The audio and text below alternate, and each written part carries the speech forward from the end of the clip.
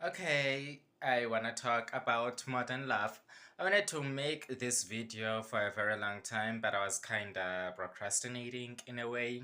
Anyway, it's me, your Christian man, Joy, and Joy's Point of View, or JP, and I'm gonna talk about Modern Love, a show from Prime and is created by a man named John Cartney. Yeah, him. I watched this show towards the end of February because it was Valentine's month. And I loved it. I love season one, and I'm gonna talk about season one because I only watched season one. I don't think I'm gonna watch season two because of the amount of pushback that one got, but I'm gonna talk about season one only. So, if you're new to my channel, here's the drill. I provide a small summary, and then I talk about what I liked and my gripes, and then I conclude the video. Just just my honest thoughts, just my honest thoughts about what I've seen. So, Modern Love. What is Modern Love? Modern Love is based on an essay from a magazine, I think.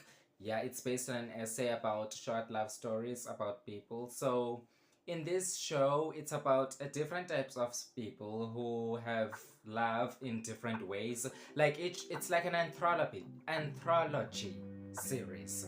Each episode has its own story. It has its own self-contained stories with new characters, new storylines, new character arcs. So yeah, with first episode about accepting the responsibilities of your mistakes and learning how to love, have some sort of family love, surroundings, about having love, or something like that. And then episode 2 is about a guy who developed a love app, but he developed it during the heartbreak. And then he meets a journalist that is kind of like responsible in a way for bringing love back to his life because of the interview that he had with the journalist. And then the journalist was also inspired by his app, so she used the app to meet a guy that's shown in the 10th episode. Third episode is about it's about accepting yourself, loving yourself, because it's about Anne Hathaway's character going through a bipolar phase, and she's constantly fighting this self, not letting people in, because she herself is in a way ashamed of her disability. So it's about self-love. Fourth episode is about reigniting your spark with your partner, with your marriage partner. So it's about reigniting that spark, reigniting that love that you've lost, because you, at the end of the day, you love this person and you don't want to give up on your relationship, even though you are on the verge, because of the problems that you're having, you are on the verge of giving up. And fifth episode, I skipped the fifth episode. Listen, it's not my first time I watched Modern Love. I've watched it last year. I was rewatching it on Valentine's month, and I always skip the fifth episode. The fifth is my least favorite.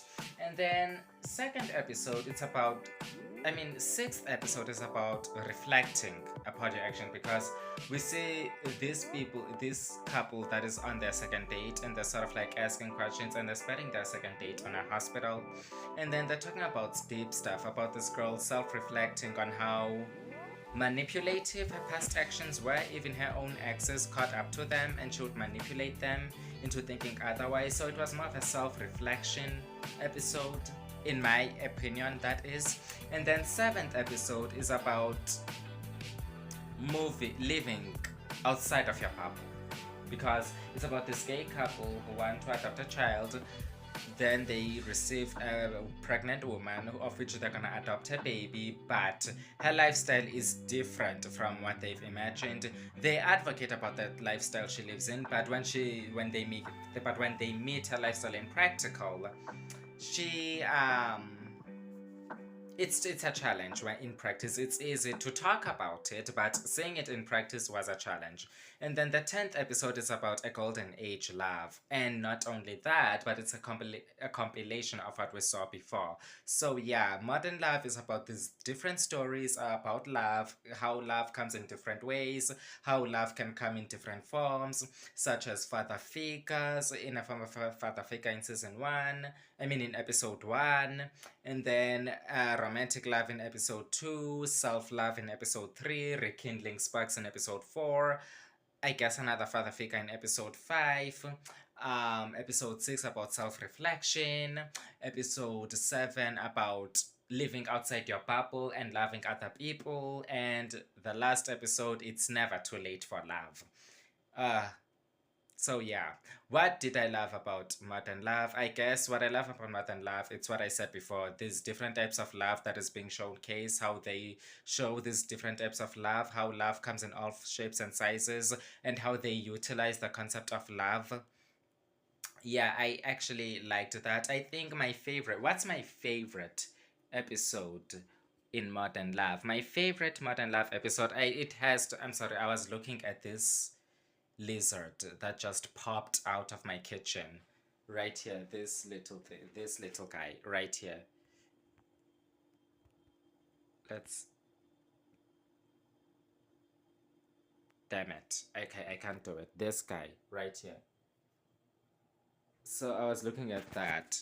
Anyway, where was I? Oh, favorite episode, definitely, I think I loved the Anne Hathaway episode about her struggling with bipolar and accepting her chronic illness. In a way, it kind of reminded me of Ida from the Owl House when she had to accept the Owl Beast, and the Owl Beast is some sort of symbol of a chronic illness. So, yeah, it kind of reminded me of that, and I love the Owl House. It's one of my favorite shows. So, it kind of reminded me of Ida in a way. So, I really love that. Now, gripes, I think my gripe is episode 5. It was so weird. Like, they're trying to shape this as a girl who's craving a father daughter relationship, that she wants a father and daughter relationship, but she's infatuated with her, but she wants it with her boss. But the way they frame it, it feels like lust rather than a girl who genuinely wants a father. Like, the way she would look at him with all the eyes, I don't think what they were trying to do matched up well with what they were trying to tell us, because they're trying to tell us that this girl wants a father figure, but the way she behaves and acts, it feels more flirtatious. As a result, I don't really blame the guy for kissing her, because he misread the girl's sign, the girl's signals, and I would have misread them too, because she was giving more strong flirtatious vibes than I want a father figure vibe, you know? So it was weird. It was a weird episode. Other than that, I loved the show, and I think I'm gonna stop at season 1. And that's my view. Anyway, if you enjoyed this video, check out my other content. Don't forget to like, subscribe, comment. Subscribe, guys. It's free. And share the video if you will. And I'll see you guys in the next video. God bless.